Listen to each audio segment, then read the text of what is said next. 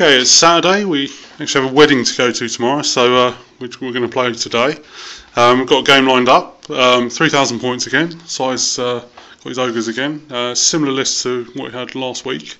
I think he's tweaked a few things. And this time he's playing against dwarves for a change. So I thought I'd roll them out and see how they play. Once again, another epic eBay purchase. Yeah, so this size army, we're playing Battle Line, just because it's a new army. That's kind of like a standard for us these days, just to play Battle Line if we're not too sure about the armies we're playing. Size never played against dwarves, and I've never played dwarves, so should be new and interesting. Right, so I'm going to run you through what I've got. Okay, so first up we have a bolt thrower, then we have a cannon, an organ gun, 10 thunderers, 38 hammerers with the BSB and a Thane in. Then we have 20 warriors with partial command, a grudge thrower with all the trimmings. A lot of these war machines do have extra rooms in that, which I'm sure you'll see throughout the game. Another 10 thunderers. Thunderer units will have musicians. There's 23 dwarf warriors with my lord in on shield bearer. I haven't assembled that yet, so I've just got a single guy on there on one of the bases. But he does actually have shield bearers. So, and then we have another cannon, another organ gun, and then 10 more thunderers, and that's it. So playing a 3,000 point game on a 3x3 board by the look of it.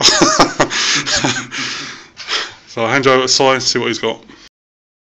Okay, I too have managed to pretty much deploy on one side of the battlefield. Over here on my right flank I have a couple of saber tusks, mainly just positioned just to try and out deploy Ollie.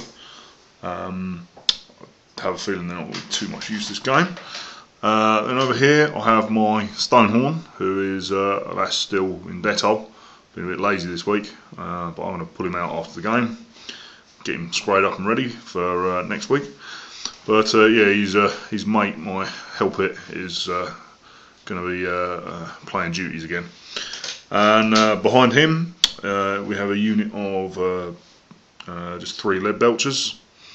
I have a nice ogre star unit. It's 15 ogre balls, command group, minus the champion. Then I have a bruiser, who's my general, bruiser BSB, and level 4 Slaughtmaster. And I rolled all the awesome spells that any ogre general will be absolutely thrilled to get while playing against dwarves.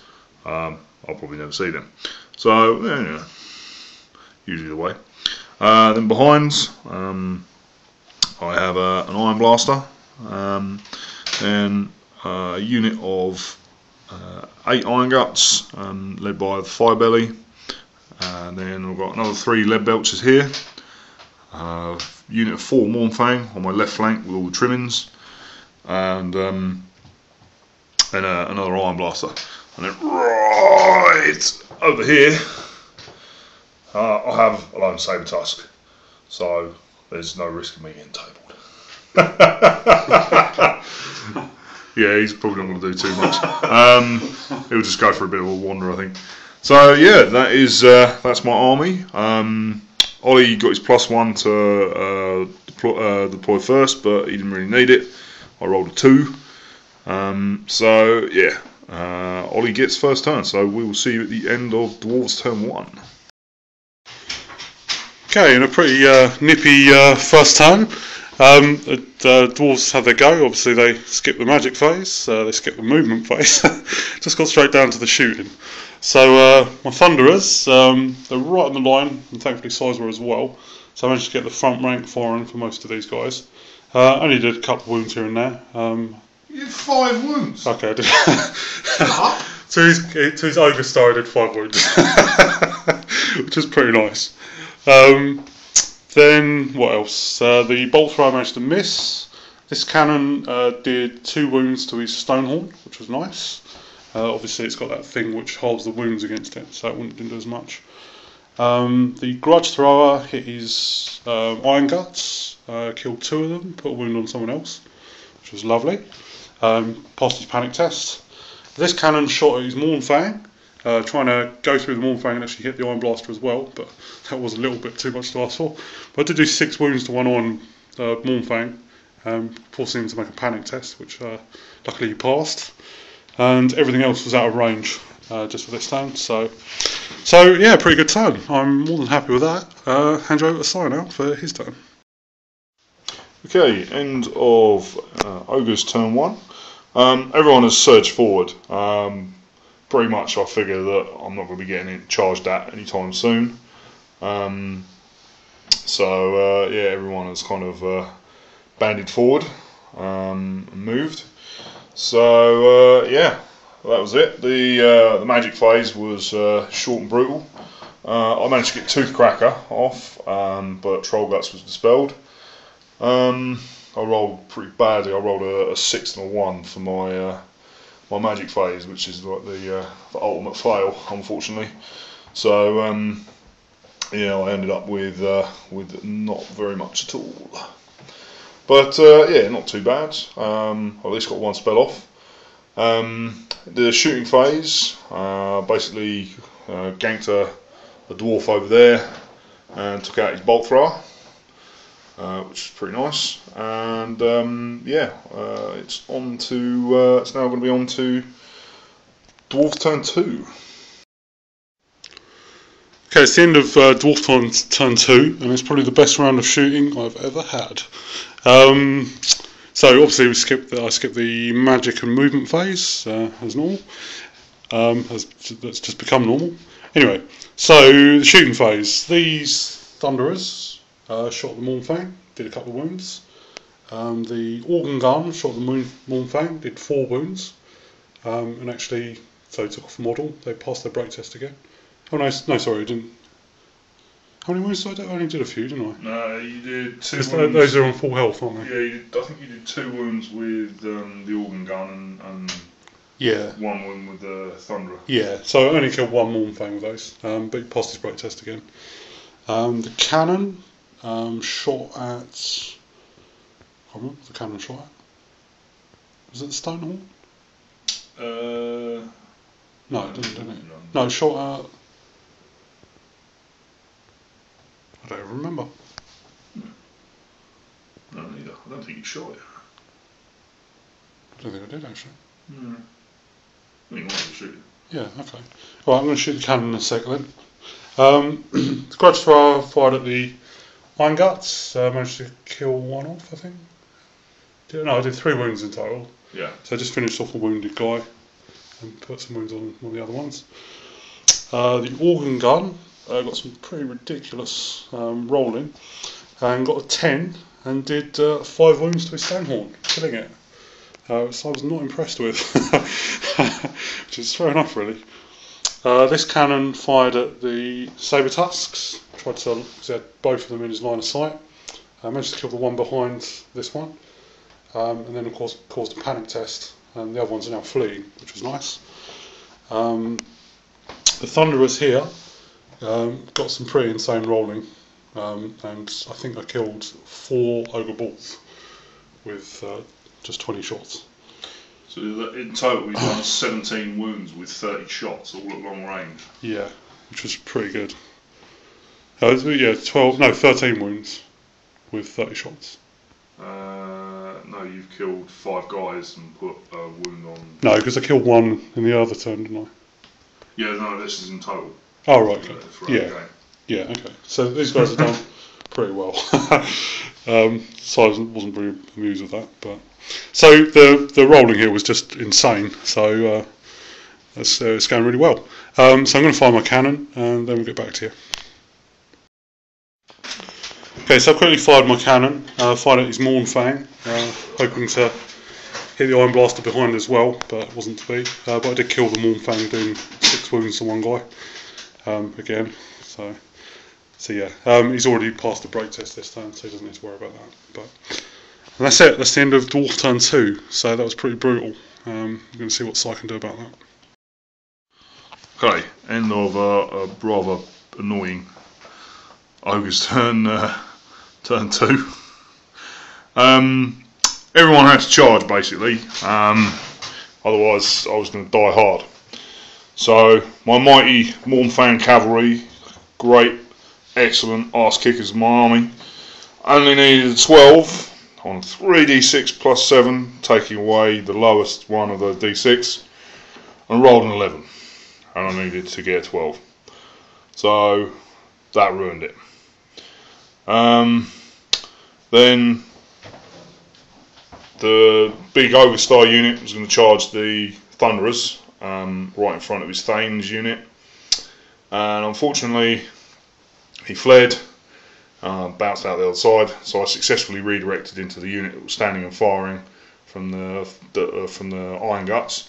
So I charged in, wiped out his unit utterly as expected, and then I thought, brilliant, all I need, get that nice big fat unit in to his big old unit of Dwarf Warriors, have a nice big dust up, then hopefully I've got a chance of winning. But yeah, apparently the dice don't want me to win today, because I rolled a 3 needing a 4 to get in with them, and then I rolled a 4 needing about 6 to get into them.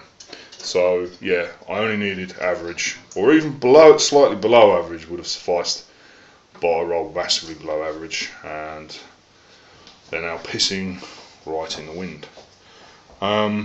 To compound matters, in the shooting phase, I took one cannon out with this guy, the one that was over there, and the cannon that was here misfired and killed himself outright. So yeah, pretty annoying, because yeah, I really could have done with some cannon shots actually doing something this turn. So yeah, that is pretty much the end of my turn. The magic phase I didn't even bother with. I rolled a 5 and a 1, obviously the number of fail, and yeah, there was no way I was going to get any kind of dispels off, or even force him to use any dispel runes. So yeah, it was just a pointless magic phase again. So I've now got to face the full wrath of a very close up Dwarf army. On a plus side though, those Thunderers aren't going to be able to shoot me. So yeah, we'll see what happens in Dwarf turn 3. No, this was your go. Was it? Okay, it's the end of Dwarfs turn 3, and they go from strength to strength. Obviously I skipped the magic. There were some charges. My Dwarf Lords unit and the Warriors and the Great Weapon Warriors charged into his Iron Guts. And then I just went straight to the shooting phase. The Thunderers managed to do a single wound to the Lead Belchers. The Organ Gun managed to kill off the last Mornfang. The Grudge Thrower managed to miss this big unit of Ogres, because obviously not in combat yet. It was a bit risky, but I had to re-roll just to scatter it in the other direction, because it was going towards these guys. So I missed in the end, but it did save my guys. It's probably worth the chance. The cannon fired at the Lead Belchers, but only managed to do a wound to one, so no panic test. The Thunderers rallied. This Organ Gun managed to misfire, can't shoot this turn. And yeah, that was it for shooting. Then in the close combat phase, also charging these, my Dwarf Lords managed to slot an Iron Gut straight away. Then side attack back, unfortunately whiffed quite a lot of his attacks. Got 5 hits, but then failed 2 wounds, so he only did 3 in the end. No, 2 because you saved one. Yeah, that's what I mean. I was supposed to get that. But yeah, he got 3 wounds, but I parried 1. So that was pretty bad. And then of course my Great Weapon Warriors chopped him back and did about, I think it was 6 wounds or something, 5 wounds. 5 wounds, yeah. And then he fled, and I pursued with the Lord's unit and caught him. So his Firebelly died as well, even though the unit was gone the second it broke, because obviously it's just the standard bearer left. So that was the end of Dwarf turn 3. So we're going to go into Ogre turn 3 now. Okay, it was the end of Ogre's turn 3. I'm going to film it because I think Si's lost the will to live. Not that it really matters, because all his stuff's dead anyway, so having the will to live is kind of a moot point. Unfortunately, we slugged it out here. There was some few other things happening. He managed to kill a fair few Thunderers, and they passed their break test. And he killed a cannon with his lead belchers, which was nice. But then we fought this combat, which was obviously the thing that mattered. He hit me for lots, I hit him for lots, but I won just about. He made a break test. Unfortunately, his BSB died in the close combat, and he failed it, and then failed his. He failed his roll and fled. He managed to flee just a bit further than I am. I rolled double 1, so he's running, but it is my turn next, so he's not going to get a chance to rally, unfortunately. And I shall either, if I don't run him down, then he'll still be running anyway. So I think he's given up now, which is fair enough. He did take a bit of a pasting, probably the definition of a pasting actually.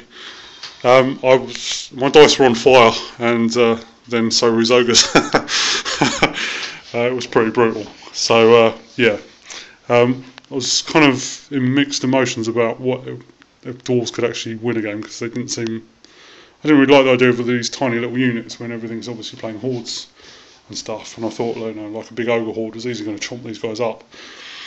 But I didn't really take into account just how reliable their artillery is, and it does a lot of damage. I mean, I had 6 artillery pieces, and they all did something pretty amazing, apart from the bolt thrower, but that was only 45 points, so I didn't really care about that.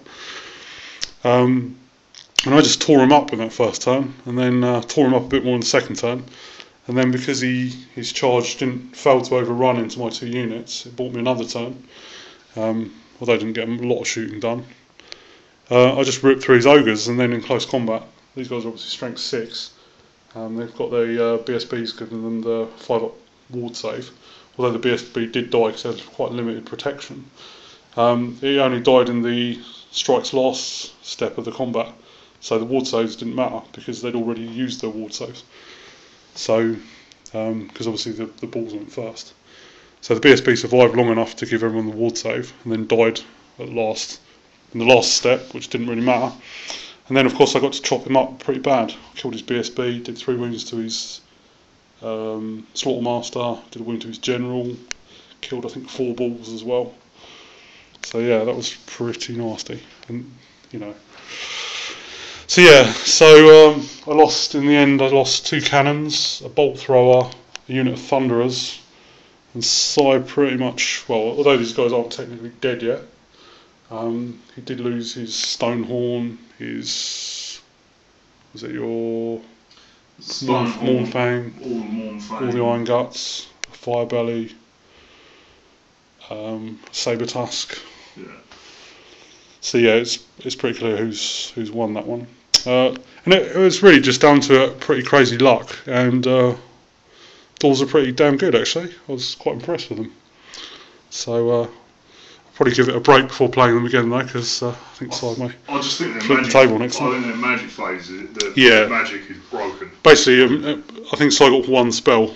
The other magic phase I didn't even bother with, just because I had so many more dispel dice than him. Yeah. Now obviously I'm not getting the +4, but I have 3 dispel scrolls effectively, so even if he did get something off, unless it was irresistible force, it was never going to happen. So I think and in general, I think that the dwarf magic phase, as it stands, is very broken. Yeah, they need a new book. I mean, it's not quite as bad as Empire, because obviously Empire were getting +4 to dispelling, as well as the extra power dice from Warrior Priest, whereas these guys don't get the plus. But they have, effectively, you can have almost unlimited dispel scrolls, because you can just take loads of rune priests and give them 3 each. So you can really shut down magic phases unless they get irresistible force. Yeah. And of course, they're getting irresistible force, they're risking a very important character anyway. Yeah. But then that character isn't going to be doing anything else. But in Sai's case, he's the general, so he can't risk that. So he just has to kind of give up on magic phases. And ogres kind of need those buffs. So it was a pretty nasty fight for him. Yeah, I think Tomb Kings and Vampire Counts would absolutely cry. Yeah, it would be nasty, especially Tomb Kings, because obviously they've got so many ways of killing their monsters. Yeah. So the Tomb Kings are all about the multiple wounds monsters, aren't they? That's it. When you imagine, you can imagine like the Vampire Count army with the big unit of cavalry death. By the time the Vampire Lord has got his backside over there, he's on his own. Yeah. He's got no way to regenerate his unit or himself. Yeah. And he's staring down a rather, well, probably not equally talled up Dwarf Lord, but a pretty damn tall. Yeah, even a Vampire Lord, I wouldn't fancy my chances against a Dwarf Lord because they can have some pretty nasty gear. I mean, my guy's basically got 1-up rerollable armour save, +1 to hit on his axe, he's flaming, and it does d6 wounds. So it's only strength 4 because I just couldn't afford any pluses to strength or a great weapon. But if it does get through, then it's going to kill stuff. You know, so that's pretty nice. I played a bit badly earlier because he charged with these guys at my Thunderers, which I fled with, which was all part of the plan. And they neatly slotted in here, which was all part of the plan. But then I completely forgot to use my Master Rune of Challenge, so when he redirected, I could have forced him to charge these guys. Then of course they've got the thing that limits their charge by d6, so it would have given him another failed charge. Then I could have got another round of shooting at. As it turned out, it didn't matter just because he failed his overrun. But I spent all those points on those things and didn't actually use them. But it's the first time I played Dwarfs, so I'll let myself off. Now, as far as units go, the Thunderers were amazing. They absolutely kicked ass and did really well. These guys obviously only saw 1 combat, but they killed stuff, but they were just basic Dwarf warriors. The Lord did pretty well. I mean, he didn't really get a chance to do much combat, but he did kill an Iron Gut outright, which was pretty cool. The Hammers are awesome. Still, the BSB giving the ward save is obviously really good, but the BSB himself is quite vulnerable, which isn't really a problem against most things, but because his horde's bigger than mine, he can basically get 2 frontage on my BSB, because he's overlapping it by 2, because he's obviously 12 wide and I'm only 10 wide. So my BSB is pretty vulnerable against him, and as we found out, because the BSB actually died. Because he's only got 4-up armour and a 5-up ward, which obviously could be a lot better if he didn't have that. But then he did protect the guys, so you know it's kind of like it's probably worth it. I think it is very much worth it because even if he dies in the first round of combat, as long as it's sort of before as long as it's sort of before the Hammers themselves get a chance to go and everyone else has gone, you've got your profit out of that because that's a third of the wound saved. Yeah. And yeah, I mean that's massive because then all of a sudden you've then got the ability to freely sort of stand back and sort of strike. I mean, obviously if you were fighting like a Savage Orc horde with all the trimmings as well, like you tried last time, I wouldn't fancy your chances because like 2 stubborn units, but Savage Orcs is probably going to be a little bit more vicious thing. Cause yeah, but I wasn't playing. But it's kind of in these circumstances where you've got that, you should easily win the combat. I mean, obviously, if I hadn't had the Crown of Command, if you're fighting something without the Crown of Command, then if you hadn't have had the Crown of Command, I don't think you would have charged her anyway, because obviously you're not steadfast in the forest. Definitely not. So that would have been a pretty bad idea. But then I kind of knew you had the Crown of Command. I wouldn't have been steadfast anyway because you had more ranks than me. That's true. So yeah, it was so if the game had gone on, of course, well, if he passed his stubborn test, it just would have been these guys in the flank as well, so would have chewed him up. Now the artillery was amazing. Obviously the grudge thrower I spent a ridiculous amount of points on, and it did pretty well. Killed a lot of stuff, killed a lot of Iron Guts. The cannons were really good, especially with that re-rolling the artillery dice. Organ guns were amazing. The bolt thrower was just like, might as well take it, it's only 45 points. And the runesmiths obviously shut down his magic phase. It actually works out slightly cheaper to have 2 runesmiths than it does a rune lord, and you get 1 extra dispel. So, well, you can actually have up to 6 extra dispels, but the way I configured it, I had the master rune of balance, a spell eater rune, and 2 normal runes. So I would have shut down his magic phase for quite some time. Yeah, and that's pretty much it. So. First time ever playing dwarves, and I think they're really good now. I wasn't so sure about them before. Just didn't like the idea of those little tiny units running against big hordes, but you shoot them up so bad it doesn't really matter, because those ogres only came over and there was a third of the unit gone by the time they got to me. I could have shot them up more, to be honest, but I wasn't so worried about them because I knew that my guys had the ward save and stubborn, so I knew I could do some pretty good damage to them. So overall, Dwarves certainly suit my playstyle. As it's pretty much what I do with every army. It's just these guys are particularly good at it. But yeah, so I won't be playing them too often, but it was certainly fun to play them. Let's see what Si thinks about playing against them. I'm sure he has some slightly different views on that.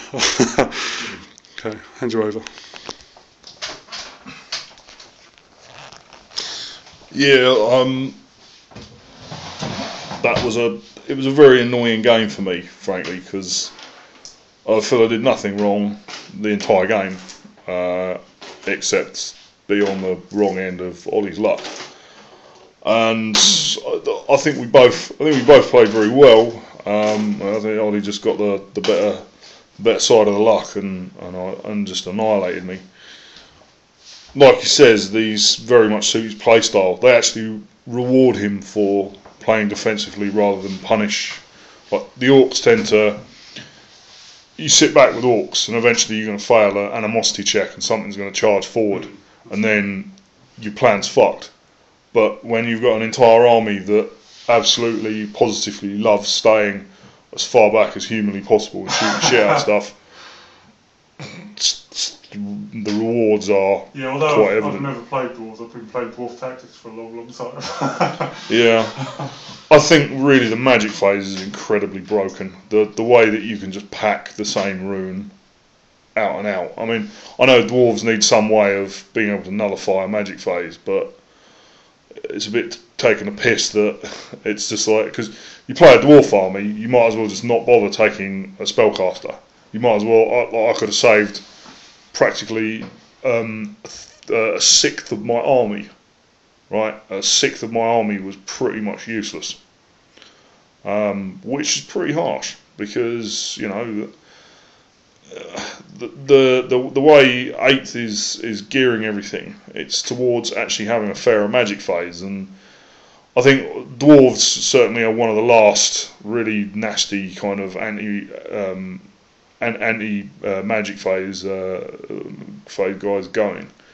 I believe the Dark Elves also have that really disgusting magic item where you can just have a level 4 sorceress with that dagger or whatever it is that you just... Yeah, sacrificial dagger. Yeah, you just sit ganking units of cheap Dark Elf warriors until you... Plus they have that thing with Power of Darkness, which basically allows you to exchange... It's basically like a spell, and you cast it and you get extra power dice if it goes off. So it gets you like Dark Ritual +1 or something, yeah, basically. Dark Ritual for you magic players. But I mean, I think the Dark Angel, not Dark Angel, Dark Eldar book, not Dark Eldar either. Dark Elves. Dark Elves, that's the one. Dark Elves and the Dwarf book are both 6th edition, they're not even 7th. They're old books, so. Well, they're certainly the first of the 7th edition books, I'm not sure. But the pictures of the dwarves are all like 4 wide, so I assume it's a really old one. So. Yeah. So it's just a product of old books, meeting a new system. So. Yeah, because I mean, like you simply need updating. That's that simple. Yeah, I mean, you can handle the casualties from losing them, but it's just the shutting down of the magic phase is just vile because so many armies are actually geared to having one now. Yeah, I mean, like you say, Tomb Kings and Vampire Counts would really suffer. I think, yeah, you imagine playing Battle for the Past, Tomb Kings and Vampire Counts. I think you roll Battle for the Past on that, and a Vampire Count player would probably have to concede because.